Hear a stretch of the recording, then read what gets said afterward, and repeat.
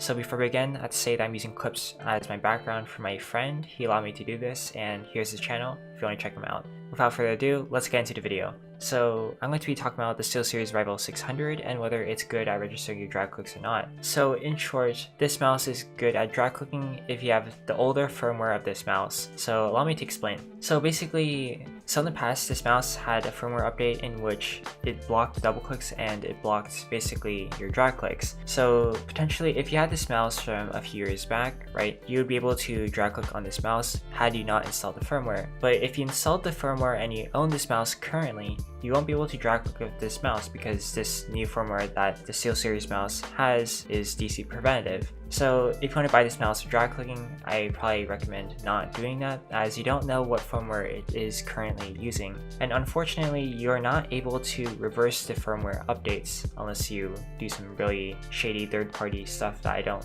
know existed. So if you do own this mouse and you don't have the latest firmware, then you could probably drag click around 30-ish CPS or like in the high 30s. But if you own the mouse currently and have the firmware, you'll probably be looking at 10 to 20-ish CPS while drag clicking, which is pretty sad. As always, I'll put my sources at the end of the video. Basically, I talked to my friends and I looked through YouTube videos that explain this firmware problem. So if you want a mouse for drag clicking, I suggest looking for a Bloody A60. I made a video on where you can find that. Or I suggest looking for a Rocat Cane 100, 102, 120, or 122. Anyway, I hope you found this video helpful in determining whether you should buy this mouse or not. And as always, if you like this video, please like and subscribe. It would help a lot. Happy drag clicking.